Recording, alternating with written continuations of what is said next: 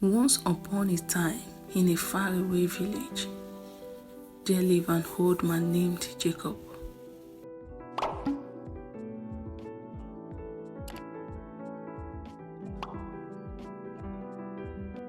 Jacob was not rich, but had a very beautiful and happy family. He was a hard-working farmer, but he didn't have a farm on his own. Instead, he worked on other people's farm. Jacob made sure his wife and children were satisfied, even though they didn't have much.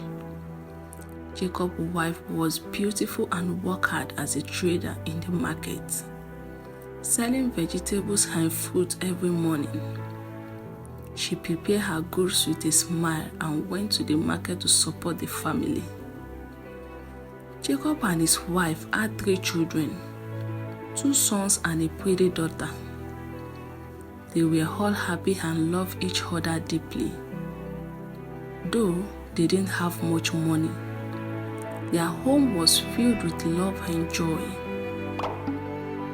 In the evening, after a long day's work, Jacob would come home tired but content. His wife welcomed him with a warm meal and the children ran to hug him. They would sit together and laugh and share a story. Jacob's life was simple, filled with love and joy, showing that true wealth is measured by the happiness shared with those who care about. Jacob had many friends in the village, but they are all wealthier than him. As time went on, these friends began to drift away because Jacob was not rich. They don't want to be seen with someone who was poor. Jacob felt sad, but he always told himself, "My family is what matters most."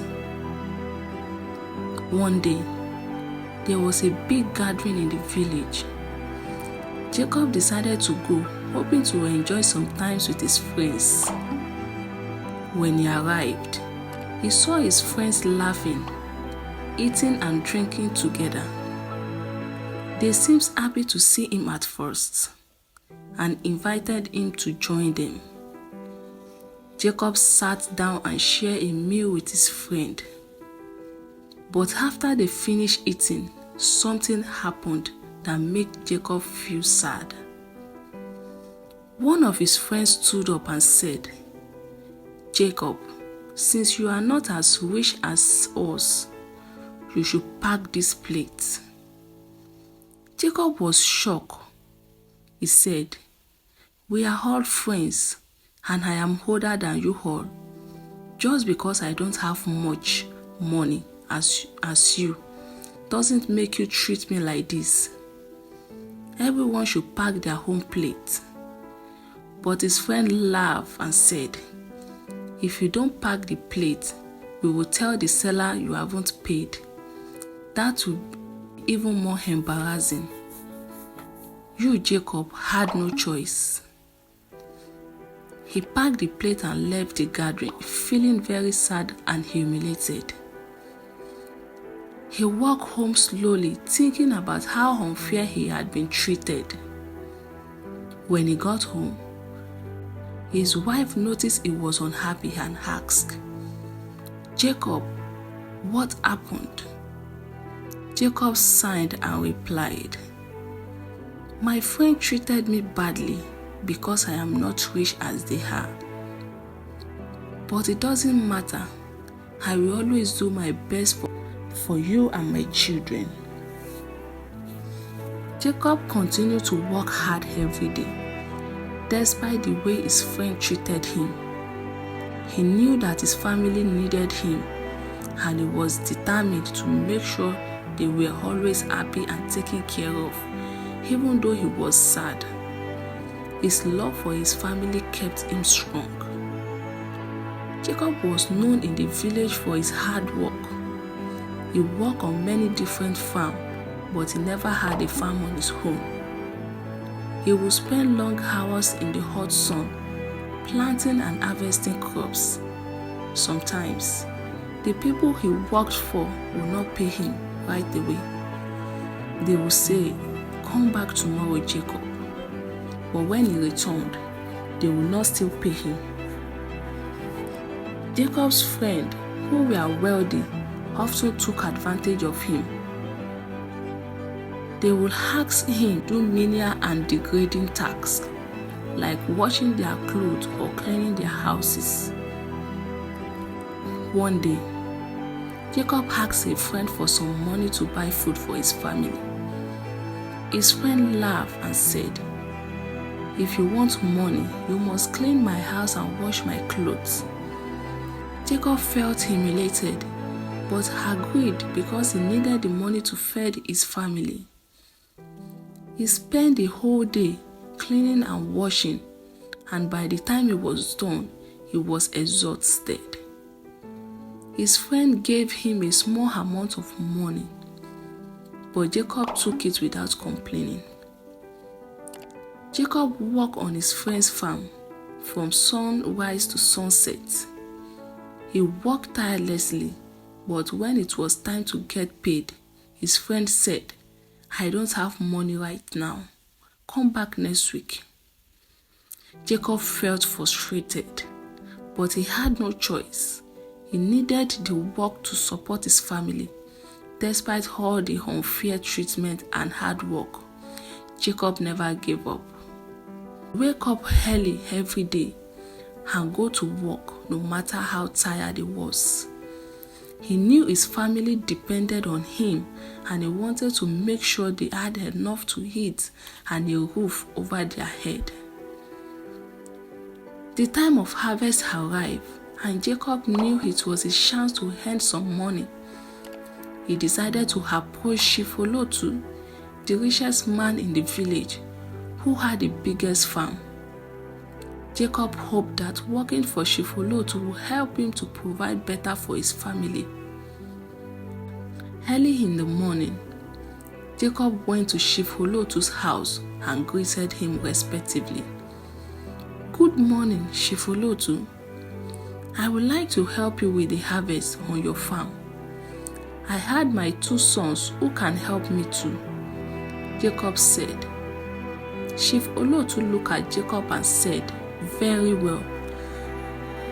Jacob, my farm is large and I need all the help I can get. You can start tomorrow."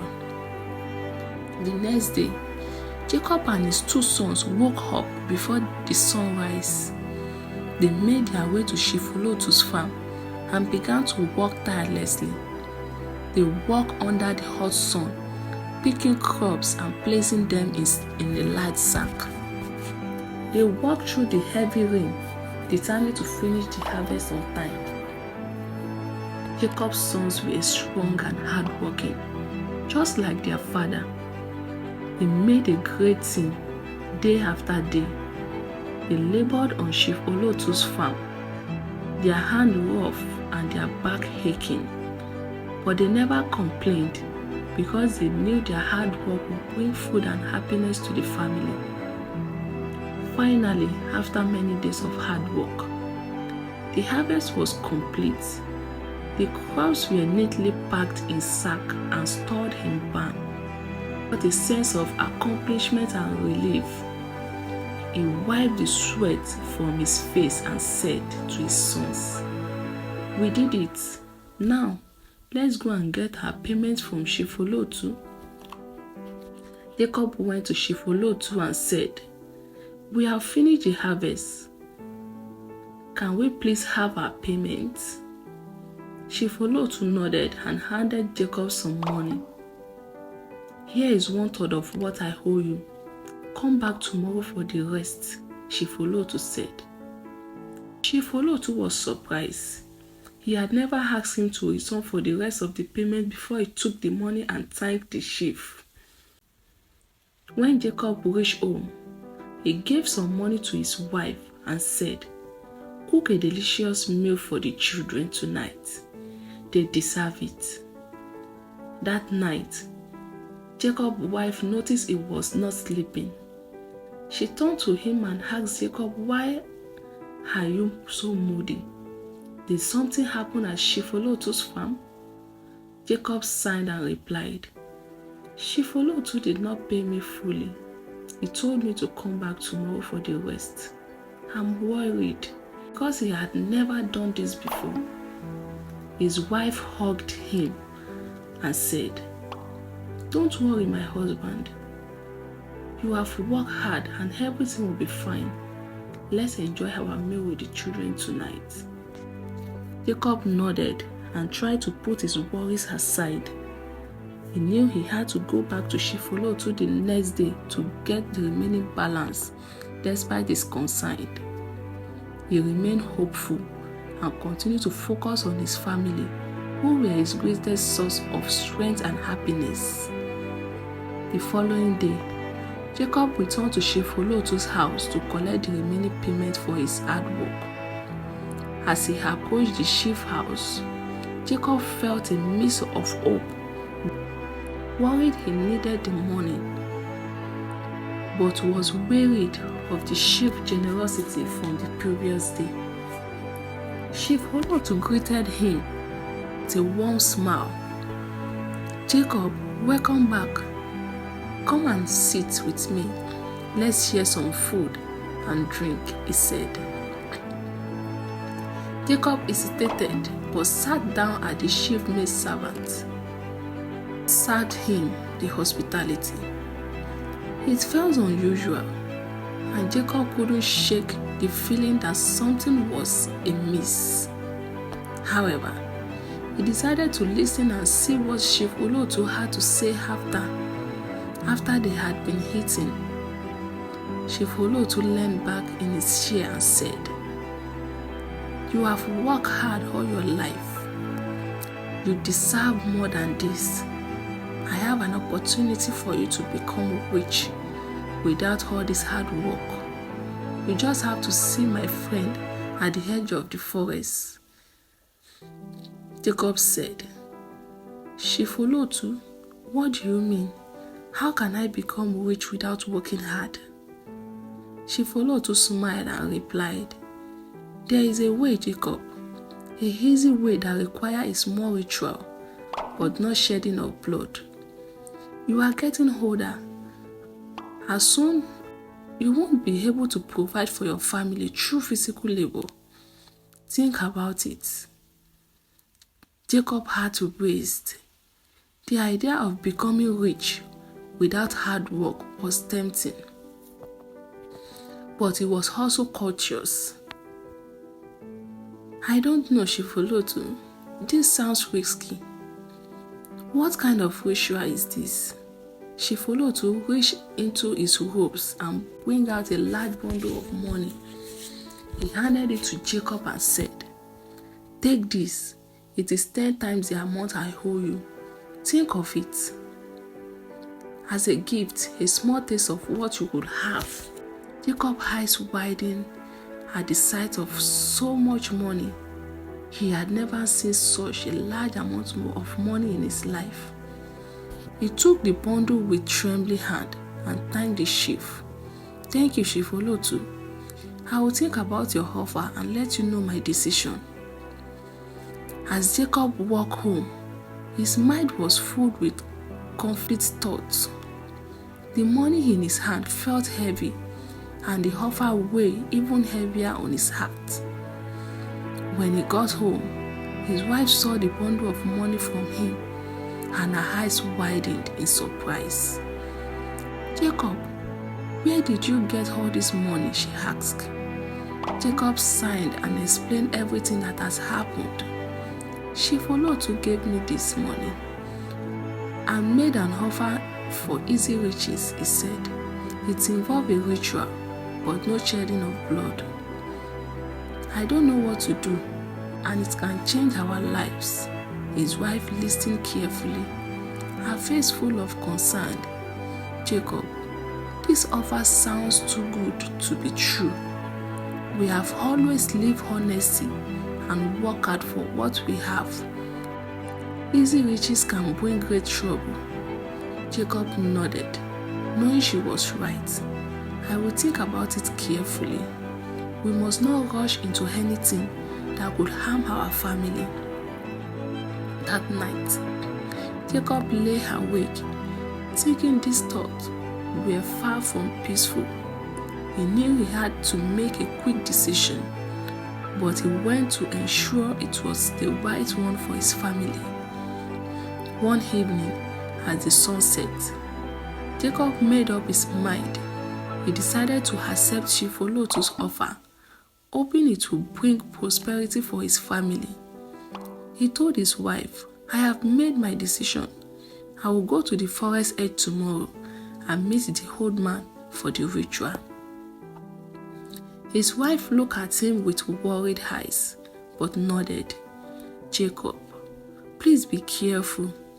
My family's happiness means more than wealth. Promise me you will come back safe."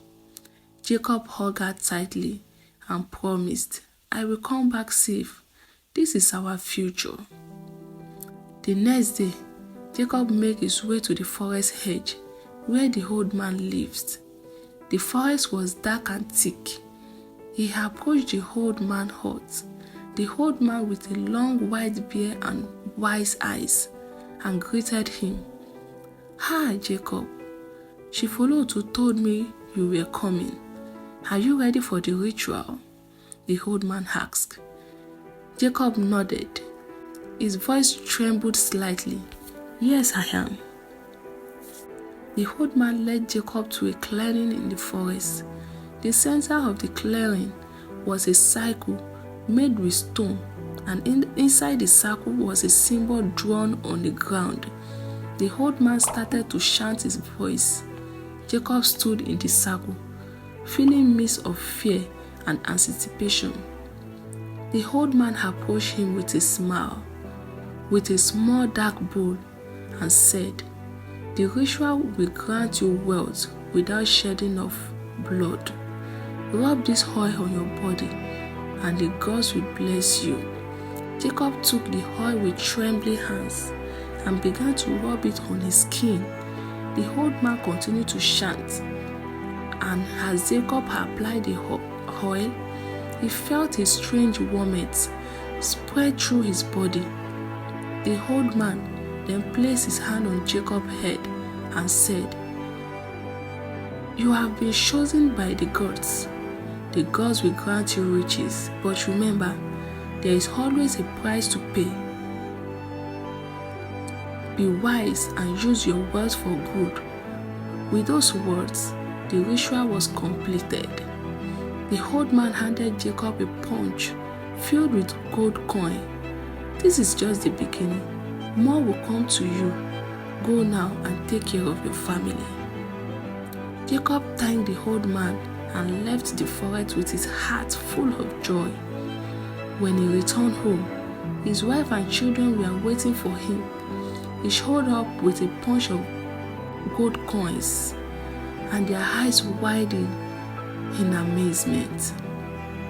"Jacob, is this real?" his wife asked, holding one of the coins. "Yes, it is.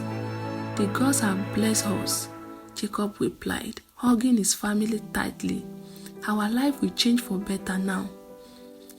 Jacob felt a sense of relief, believing that the dark decision he had would bring happiness and prosperity to his family. Little did he know the true cause of his choice, yet to be revealed in the days that follows the ritual. Jacob's life began to change dramatically. Jacob, who had always seen as the poorest man in the village, was now one of the wealthiest in the village. The villagers were astonished.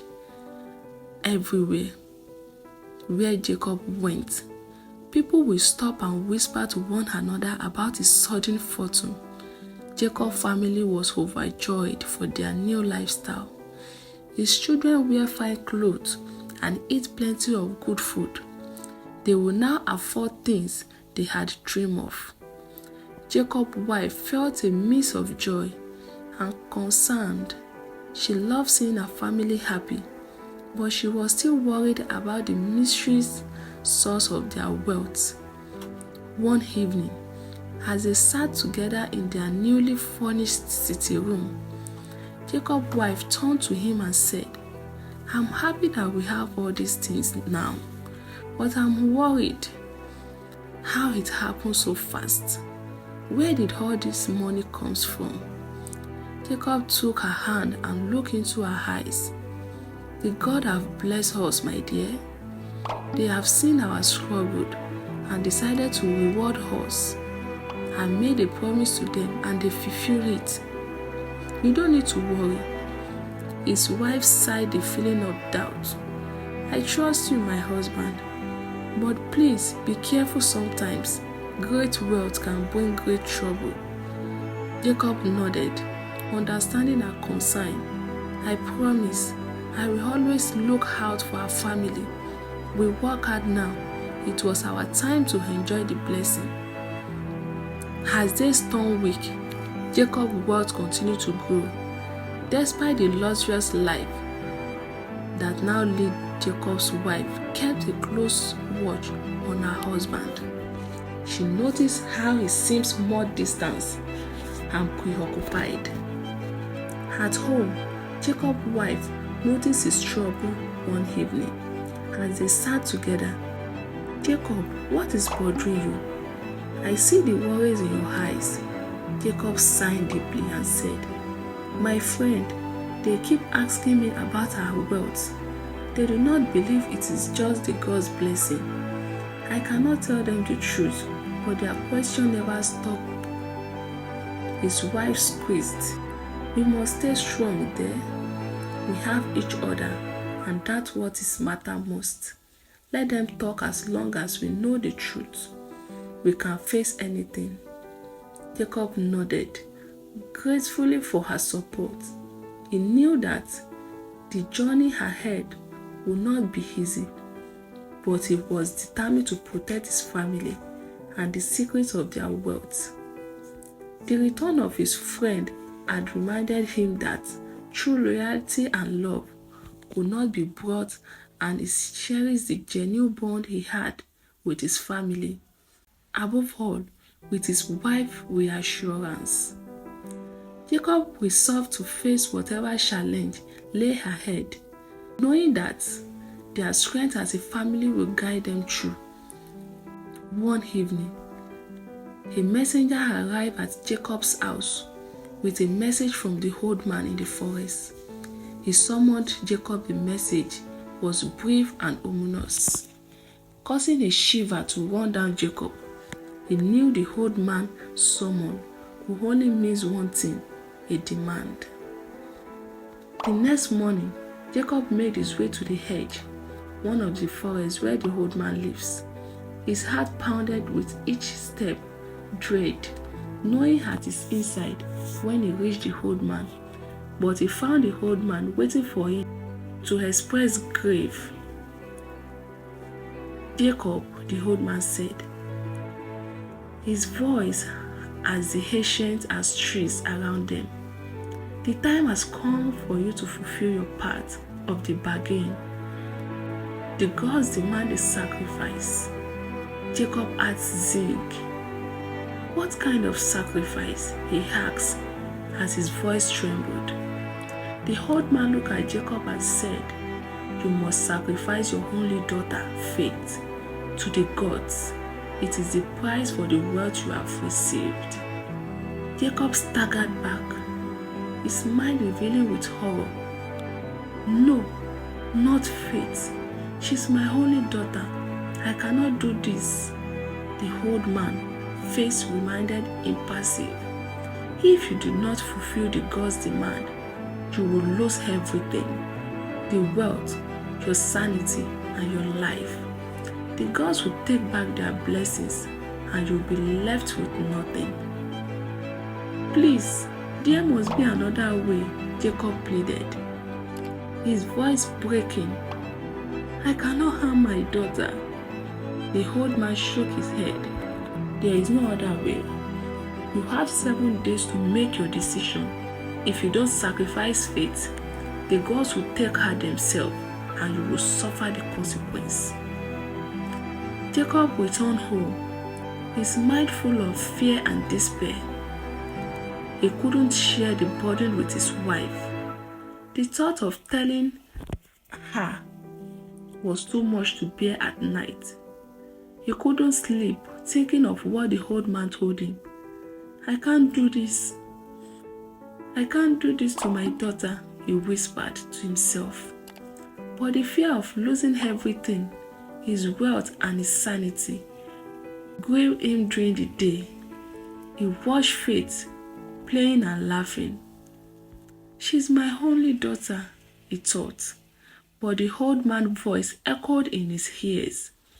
"You have 7 days, or the gods will take her themselves." Jacob tried to rationalize. "I still have 2 sons, he thought. "They can carry on the family name." He knew it was a terrible thought, but the fear of losing everything pushed him closer to make the unthinkable decision. His wife noticed his tumor. "Jacob, what is wrong?" she asked, but he couldn't tell her. On the 5th day, Jacob's heart was heavy. He prepared a drink and the black oil as instructed by the old man, his hand shaking as he mixed the concoction, knowing the terrible purpose it served. Jacob found Faith playing in their garden. "Faith, come here," he called softly. She ran to him with a smile, trusting her father completely. "Drink this, my dear, and use the oil. It's very important." Faith took the drink. "Okay, Daddy," she said, trusting his word. She drank the proportion and took the oil. As the portion took effect, and Faith fell unconscious, Jacob's heart breaks. He carried her to the forest, each step feeling like a weight on his soul. Jacob reached the clearing where the ritual was to take place. He laid Faith gently on the ground, her face peacefully unaware of the horror about to happen. He took a deep breath, his hand shaking as he prepared to complete the ritual by pounding her in the mortar that the old man has prepared. "I'm sorry, Faith," he whispered, tears streaming down his face. He knelt down beside her, the weight of the decision crushing him just as he was about to proceed. "No!" It was his wife, her voice filled with desperation. She had followed him, suspecting something was terribly wrong. The villagers, awakened by her scream, rushed into the forest, their torchlight lighting up the darkness. They found Jacob leaning over Faith and quickly restrained him. His wife ran to Faith in tears, streaming down her face as she cuddled their daughter. "What have you done, Jacob?" she cried. Her voice trembled with shock and grief. Nurse took Faith to the herbalist, hoping to undo whatever he had done to her. Jacob was left behind, his heart shattered by his action. That night, Jacob was tied up and kept in his compound. The villagers guided him, their face filled with a mixture of anger and pity. Jacob's wife wept throughout that night, unable to comprehend how her lovely husband could be driven to such a terrible deed. As the first light of the drum broke, the villagers gathered outside Jacob's, murmuring in disbelief and anger. The villagers' anger grew as they learned more about Jacob's action.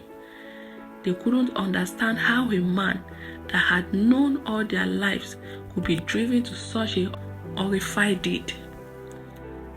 Their trust in him was shattered, replaced by a mix of outrage and sorrow. Jacob must face justice. One of the elders said, "We must take him to the king."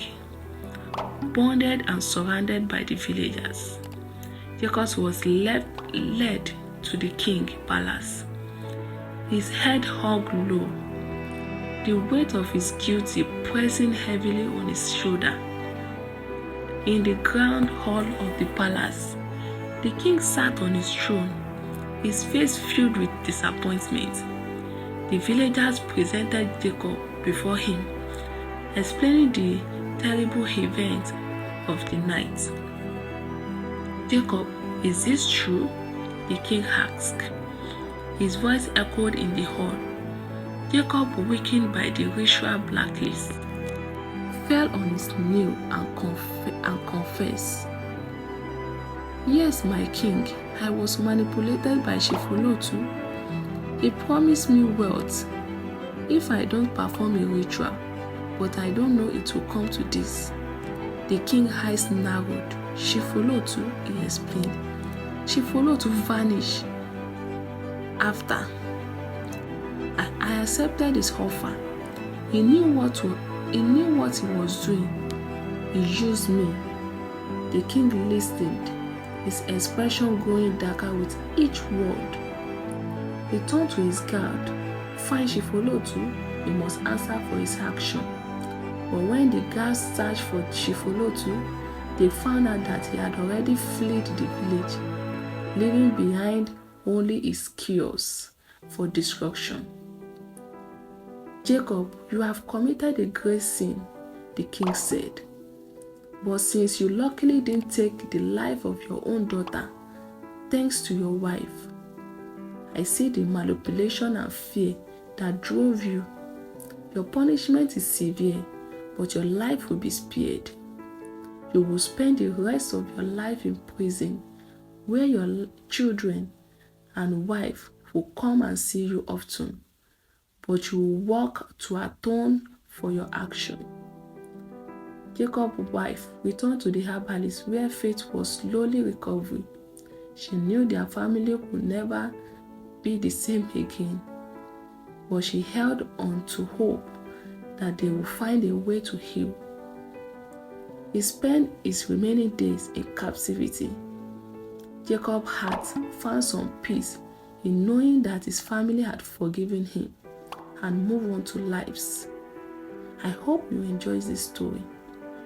Please don't forget to like, share, comment, and subscribe for more interesting stories.